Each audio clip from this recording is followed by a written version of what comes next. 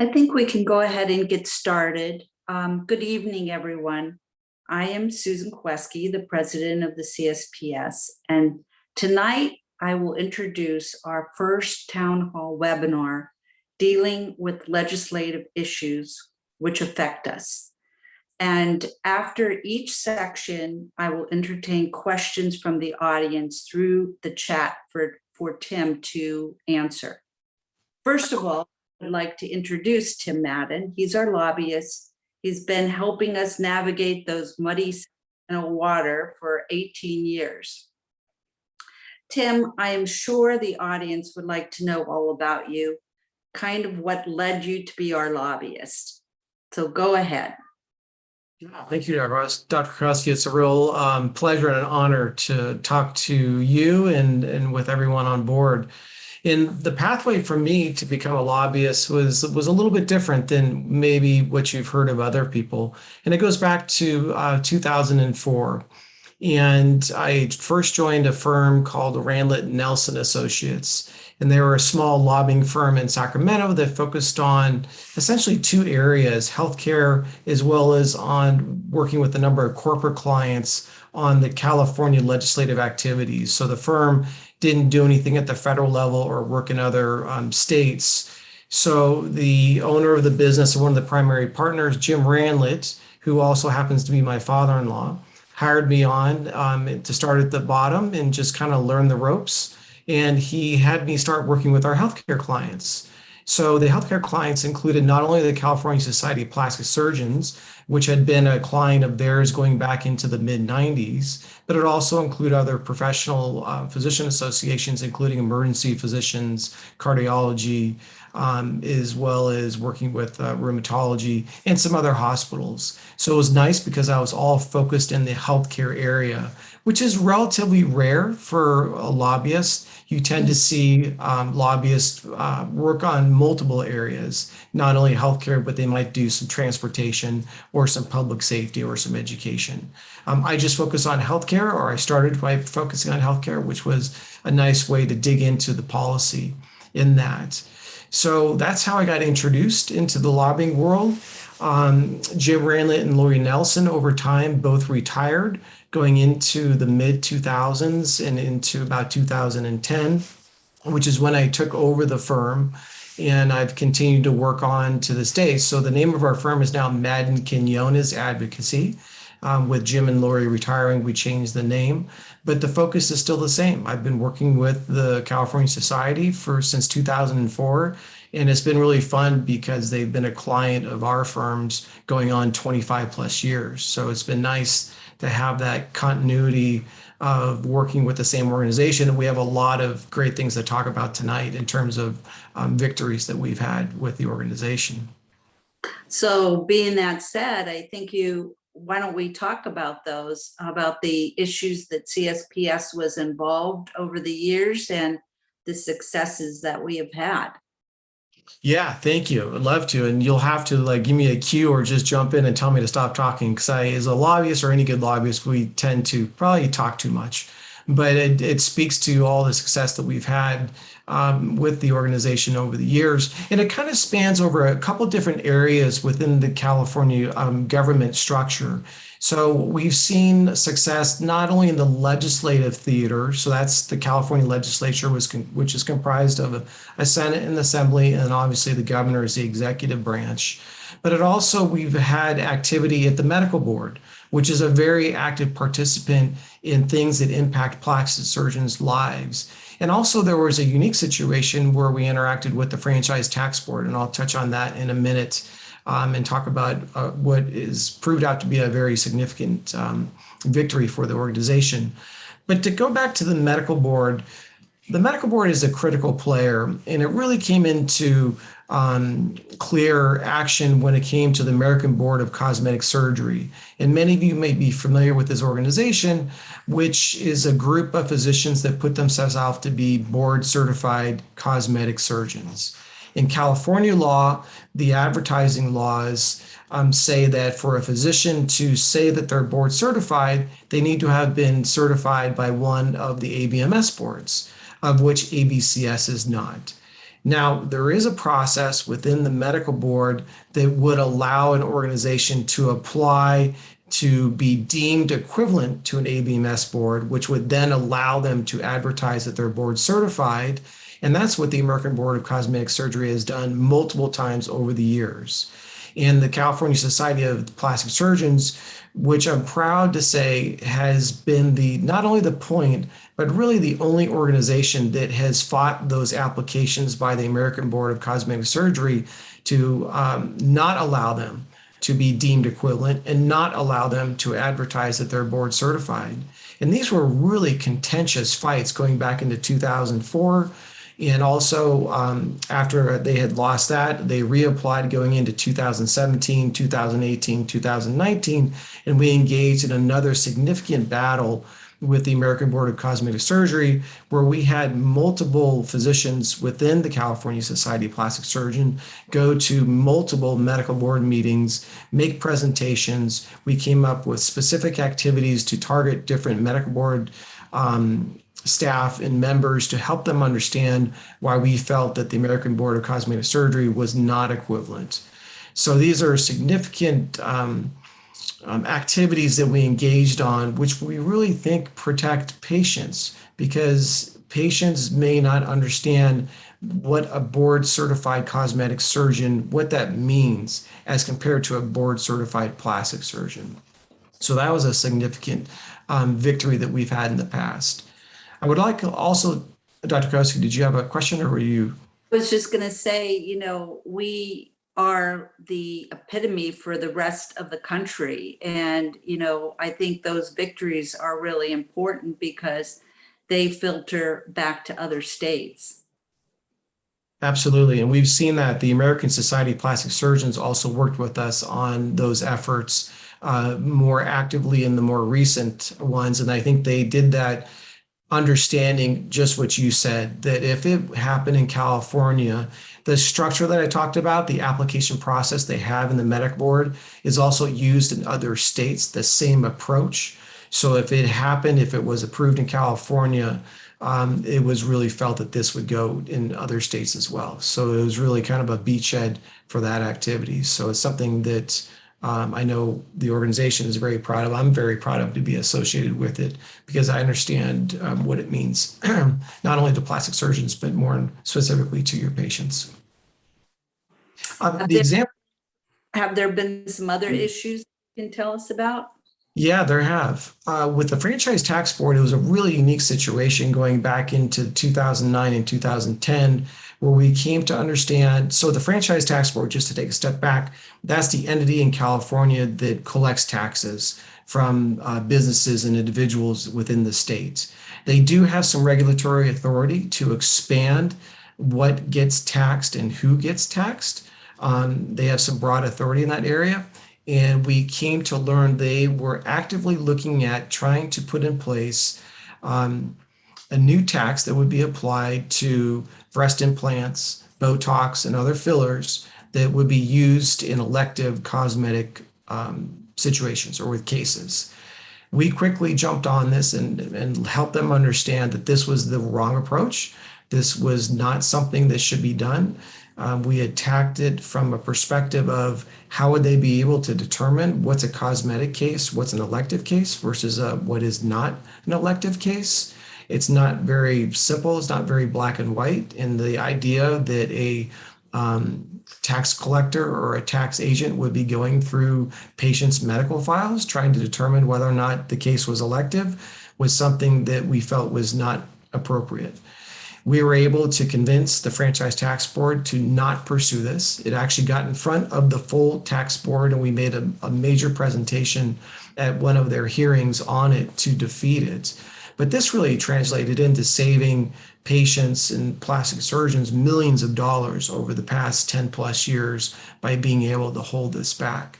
So another example that I know folks may not recognize, but it's where the organization really steps in to protect patients and plastic surgeons against the state and there's different entities that are trying to do different things to drive revenue and increase revenue. So that was a really interesting one and a unique one. And once again, it was us by ourselves. We were actually partnering with some other physician organizations, but they didn't feel that we were interpreting it very accurately. So they actually backed out, but we continued to pursue it. And as we dug into it, it was very clear that they did want to implement this tax. So we were able to stop that, which was a lot of fun to do. And that's just more, I would put that into the regulatory space. And I could talk about a few examples of some legislative wins we've had over the years, if you'd like. Sure. Yeah. And there's a long list of them. So I'll kind of hit a few of the big ones and kind of put them into categories. Scope of practice is a common thing that we see in the California legislature. As I know you all understand, there are a lot of other practitioners, healthcare practitioners, who want to expand their scope to be able to do things within the elective cosmetic world. Specifically, the nurse practitioners have been active over the years in trying to expand their scope. This fight has been going on for 15 years, and we've defeated 3 bills in the past that would allow them to establish an independent practice to not be required to be supervised by physicians. Unfortunately, the most recent bill, which you may have heard of as AB 890, was signed into law in 2020. So it was an unfortunate defeat for the House of Medicine, I would say, not just plastic surgeons, but we continue to fight on it. There are regulations that are being put in place right now around this bill. The way the bill was pitched was that the nurse practitioners are saying they want to provide primary care services to Medi-Cal enrollees in rural and underserved areas. The bill itself is not written that way. It's very broad and open-ended on how it's written, which is why regulations are need to more narrowly, I shouldn't say narrowly, but more specifically define what the bill will do.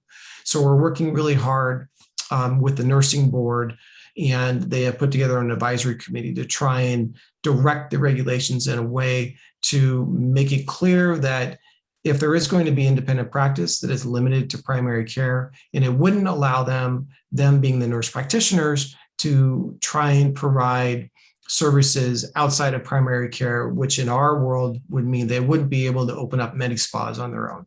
That's the big thing that we're really trying to focus on with that. So beyond the nurse practitioners, we see other practitioners such as optometrists, who also have been trying to expand their scope of practice to do more elective work. So we've been pushing back on multiple bills over the years with those practitioners. So we've been able to stop them from expanding their scope to move into the elective world. So Dr. Kaweski, I think you might have had a question or. Just going back to the nurse practitioners, we just to mention that on that advisory board, we do have a plastic surgeon, so we're represented there. So yes, that will help us out as well. Yeah, that's a good point. And we've Dr. Edward Ray, who's out of the Beverly Hills area, sits on that committee. And in watching those meetings over the past few months, he's been doing a really nice job of trying to keep it balanced and keep it focused. It's a little tough because it's within the nursing board and the physicians are outnumbered on this committee, but nonetheless, it's a real asset to have Dr. Ray on that committee. So that's a very good point. Beyond the scope of practice, another area that we've seen over the years is the government trying to instill additional requirements on plastic surgeons as it relates to work in your outpatient surgery settings, whether it be in a standalone center or in your office surgery suite that you may have. And it comes in a couple different fashions. As I know folks understand, outpatient settings are required to be accredited by one of the 4 accrediting bodies in California, one of the 4 approved accrediting bodies. The state has been, for some reason, really wanting, well, I know the reason, they want to also have these facilities licensed by the Department of Public Health. So they don't feel the accreditation process is sufficient. They want more state interaction, more state oversight, which really translates into trying to extract more licensing fees from you as an entity to once again drive up their own revenues to build into their department. And we've been able to fight that back. There have been 3 attempts at that over the last 15 years. We've been able to fight those back each time. In addition, the Department of Public Health is also, there have been bills to try and increase the amount of reporting requirements that you would have coming out of your outpatient surgery settings. So they've wanted to get additional information on patient demographics, patient outcomes, and things along those lines. So, and once again, there have been multiple bills that we've been able to defeat over the years to try and stop those types of advancements in terms of trying to increase the workload and the cost really that would be put on to your outpatient surgery settings. Well, I think we'll see if there are any questions from the audience. And if you do have any, you can press the chat button and we'll take those questions now.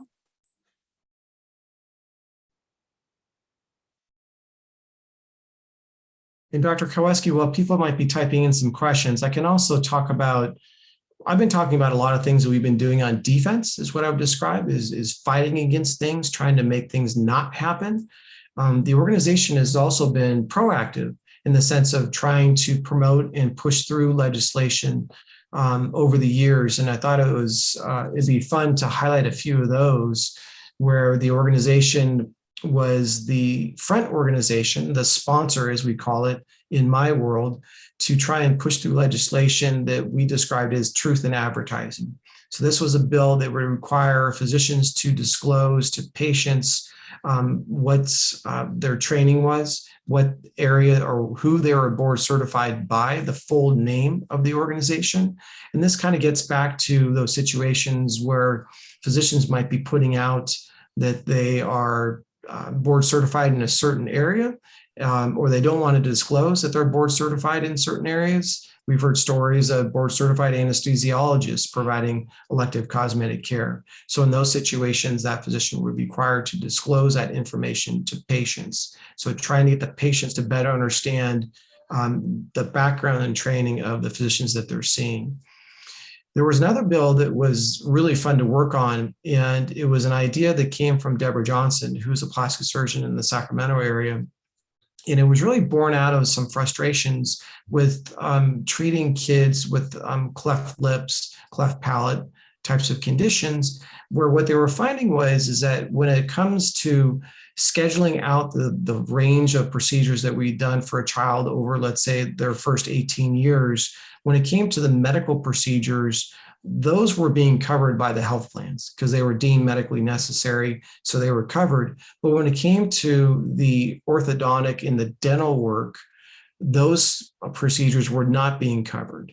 And what was happening is that for the families that couldn't afford to pay cash for those dental procedures, they just wouldn't happen. So you would have this real unfortunate situation where patients were having procedures done over a period of time, but when it came time to do the dental procedures, they couldn't afford to do them. So the organization sponsored a bill once again to require the health plans to cover not only the medical procedures, but also the dental procedures. And it was great because, I mean, this was a huge fight. I mean, the health plan don't want to pay for anything. And they certainly don't like new mandates being put on them. But we came up with a great approach, and we were able to get a hold of a couple patients that came and testified in committee. And it was, when you get that type of a discussion going in front of the legislature, they just eat it up. And we were able to get the bill through and get it signed into law. And it was something that I know the organization is very proud of. And it was just so much fun to work on when you see in the patient groups that we connected with and how happy they were because they knew of the frustrations that they've been having over the years in trying to get the full suite of services covered. So that was really cool to work on. And I think for those folks that are on the Zoom that may not be members of the California Society of Plastic Surgeons, I think it's just another great example of how this organization does such a great job at representing plastic surgeons and your patients. So I would strongly encourage folks to join the group because they're doing some pretty amazing things for the specialty and the patients. Right. It's absolutely rewarding, really. So, Tim, just kind of touching on some of the issues that are affecting us now. We have a couple questions up there. One is from Greg Evans, and he asked you, where do you think the next election for governor will take us now that the recall has failed? I think it failed in a pretty substantial way, as you saw, and I think it's going to take us down at the same path that we're on. I think what happened with Larry Elder and how it really generated the right, that it kind of woke up the Democrats, and that was really what the fear was going back to 3-4 months ago when you listened to the Democrats, is that all of a sudden you started to see the polls showing that the recall could actually pass. So, and you saw that by early on, it was Elizabeth Warren that was doing some spots on radio and on the internet. But then you started to see the president of the United States actually coming out to Sacramento to try and rally people to go out and vote. And I think also is started to take on a much broader perspective that, and Governor Newsom was using this to his advantage in the sense that if this goes in California, then every other blue state is at risk going red. So I think it's a precursor to what we'll see in the midterms next year, which is, I think you'll see a bigger Democratic turnout. So to answer your question a little more directly, I do believe Governor Newsom, absent some huge calamity, self-imposed calamity, along the lines of a French Laundry type of a situation, I think the governor will be reelected. And I think we'll continue. And the reality is that the Democrats have a strong majorities in California in both houses. And I just don't see that changing at this point. And let me know, please chat or jump in on the Q&A and let me know if I didn't answer your question or if you're thinking about it from a different perspective. So what other issues do we have to worry about, Tim? For this year, there was a few issues that I wanted to mention. In one, once again, the theme that I'm trying to hit on is that the issues that we've been tackling tend to not be one-off situations. They tend to be things that keep on coming back, and it's a continual fight. One was a bill, AB 1278 by Assemblymember Nazarian, which would have required physicians to disclose any type of remuneration, so any money or anything of value that you had received from a drug or device company over the past 3 years. And then what you would need to do as a physician is disclose that both in writing and verbally to a patient coming into your office. So imagine I come into your office and you want to discuss some procedure using a certain device, or you're going to prescribe a certain medication. In the middle of doing that, you would then have to give me a piece of paper saying, Dr. Kaweski, I've received X amount of money from Pfizer because I went to an educational lunch or I went to a seminar. And, I'm sitting there and I'm trying to get medical advice from you, and now you're sharing this information with me. So it really disrupts that conversation that you're having with the patient and the physician. And I think it misleads the situation as well. And this is something that's been out there for a few years, something in the sense of a bill. We were able to defeat it again this year. And I think we're having good success at just walking through why this type of requirement doesn't make sense. As you all know, the Sunshine Act was put in place at the federal level a number of years ago, and the Open Payments Database is out there for patients to be able to access that information. So it's not that we're opposed to transparency, it's more that that information's out there. If patients want to find it, they can go seek it. So that's a big one that we've been fighting. And just to back up a little bit, where we are in the legislative process. So the legislature just finished their session. So we have 2-year sessions in California. We're in the first year of a 2-year session. So the legislature went through all the bills that they had, and they were finished on September 10th. For the bills that made it out of the legislature and that are now with the governor has until October 10th to either sign or veto those bills. So that's kind of where we're at. We're at the tail end of our process. So what I'm talking about are bills that we were fighting or working on over the past, let's say, 9 months. And that's the remuneration bill that I was speaking to. Another bill, which actually is relatively new, is that pharmacists, but it's under the scope of practice umbrella, pharmacists were looking to expand their scope to allow them to do patient assessment procedures. And when I say patient assessment procedures, that term is not defined. So it could really mean almost anything. And this is something that we were fighting pretty hard that was also defeated this year. So another victory. Those 2 bills that I just mentioned, the remuneration bill and the pharmacist bill, they are eligible again next year since we're in the first year of a 2-year session. So the opposition will continue, but I think we're in a good place to put a hold on those bills and not have them get through. And also just one last bill I did want to mention before getting into the November election side and the ballot initiative that's on there, is there's a bill that's a repeat that is introduced by a senator in San Francisco. And what the bill would have done, it would have prohibited physicians from performing certain procedures on an individual born with variations in their physical sexual sex characteristics who is under the age of 12. And unless the procedure is a surgery required to address an immediate risk of physical harm. So once again, it's something that the organization was opposing, and it kind of gets into the San Francisco, and the senator feels strongly about those types of bills. So once again, an example of something that we're working on and working against. Excellent. Do we have any questions from the audience?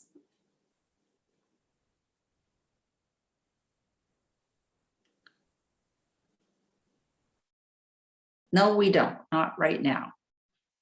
So, Tim, what kind of issues do you think that we are going to be involved in the future? And I know some big ones that are coming up, like MICRA. Could you just expound on those a little bit? Yeah, absolutely. And I don't want to try and scare people too much. Maybe I already have with what we've defeated, but the fight continues, and scope of practice will continue to be a theme that we'll see going into 2022. I'm hearing rumors that the physician assistants are now looking to potentially look to obtain an independent practice status along the same lines as what the nurse practitioners accomplished. At the national level, the PAs have been wanting to do this for some time. Their California chapter has not been as excited to do it. So it'll be interesting to see if they actually pursue that now that the MPs have been able to get that in place. So that could be another big fight. The pharmacists, once again, looking to expand their scope. I think we'll continue to see them try and pursue things along those lines. One rumor I continue to hear, and every once in a while I get a call from the California Dental Association, is the notion that of allowing dentists to do Botox in their offices for elective purposes. So as you know, they can do Botox for TMJ, but they're using that as a basis, saying, well, we do it for TMJ, we could just do a little bit around their eyes or a little bit on their forehead.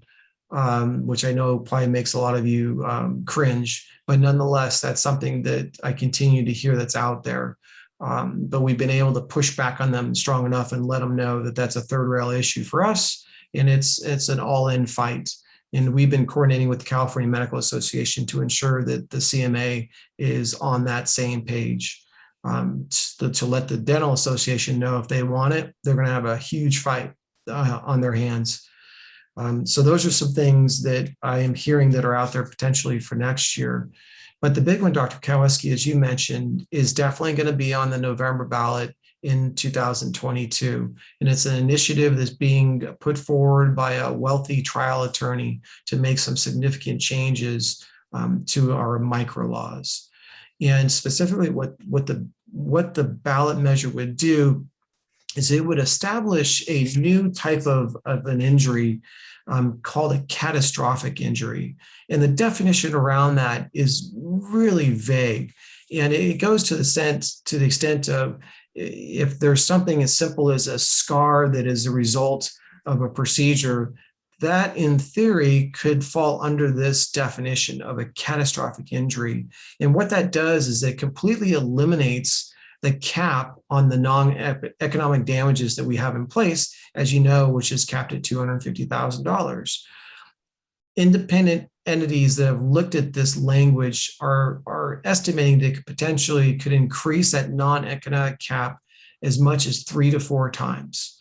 And that would be nothing short of devastating to physicians in California. So it's going to be a huge, and also some language that's built into this initiative, not a surprise. It would allow for trial attorneys to obtain more in fees from settlements and to obtain those fees more quickly than what they are required or what they're allowed to get under the current construct. So it's an initiative that is very clearly written by the trial attorneys for the benefit of trial attorneys. They don't say that. They put out patients and patient examples and how the micro laws were put in place in the mid 70s and they need to be updated, and this is the way to do it. But this is even farther reaching than the micro initiative going back into 2014, which was very soundly defeated. But nonetheless, this is going to be a huge battle. And I know the California Society of Plastic Surgeons has been talking very closely with the California Medical Association, who will be leading the effort on this. But nonetheless, this is, when I look into 2022, I see the micro ballot initiative as being something that will be getting a lot of attention and a lot of activity. Yes, because basically it will obliterate everything that we know about micro. We have a question from Jonathan Kaplan, and he asks, are there any laws on the books that allow out-of-network payments by patients to be applied to an annual deductible? My understanding currently is they don't count towards the deductible since they're not in network, thus putting the patient further from meeting their deductible. So it's a really good question. And Dr. Kaplan, that's my understanding as well. I would like to go back and just verify that. And then it would, I know I can do that within the next 24 hours. But yes, that's, if it's out of network, it won't count towards their deductible. So I'll just stop right there. And well, maybe I won't. So if that is the answer, then the next question or the next thought might be, is there a way to change that? I think that it'd be interesting to try and pursue. I think it'd be really difficult because you can imagine the health plans would be strongly opposed to that because they're trying to control everything by keeping it in network. But let me find out your question directly if that is the case.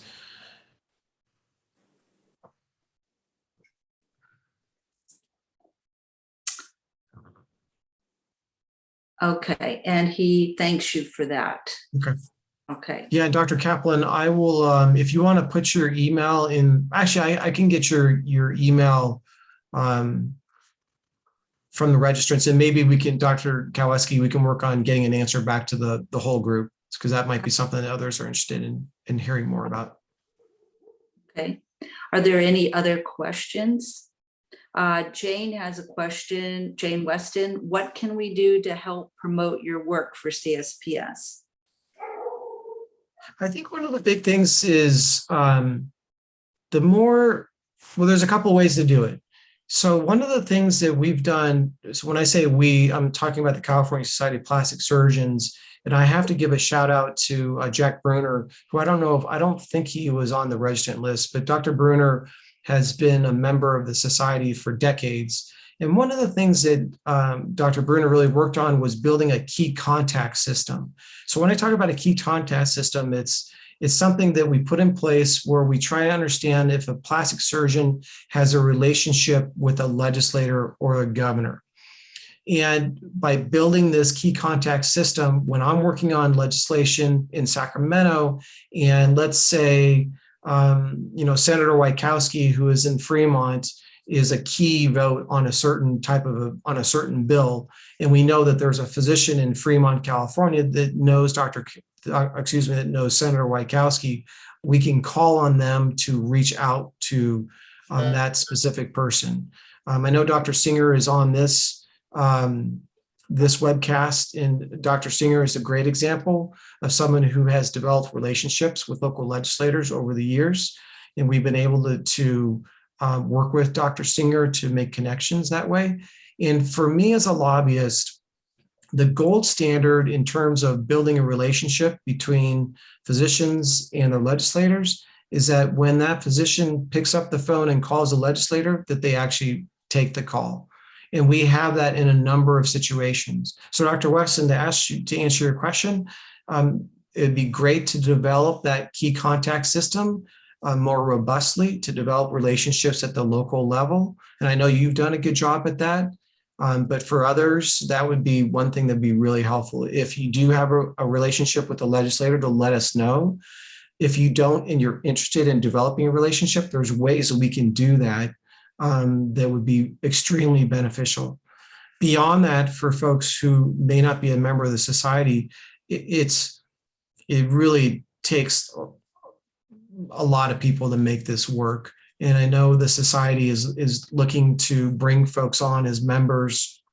So I would encourage folks to reach out and consider joining the society, because the more members we have, the stronger we are with what we want to pursue in the California legislature. And I would make the pitch that the state society is the most important. I'm very biased in that comment, but by talking about the different issues that we have tonight, I think there are good examples of how much happens at the state level. These types of issues are not dealt with at the national level, at the federal level. It's really at the state level where there's a lot of different impacts on you, your practice, your surgery settings, your patients, that all happen here at the state level. So I would say that that's why it's important for folks to strongly consider joining the California Society of Plastic Surgeons. Thank you, Tim, for that advertisement. Yeah, no. Are there any questions out there for Tim?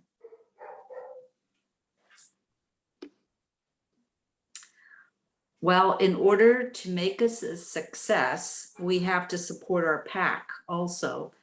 As you heard, there will be scope of practice issues, cosmetic surgeons that want to be plastic surgeons, and the obliteration of MICRA is coming up. So it's really important to donate and contribute to our PAC. I want to thank Tim Madden and all of you for an excellent webinar, and I wish all of you a good night. Thank you.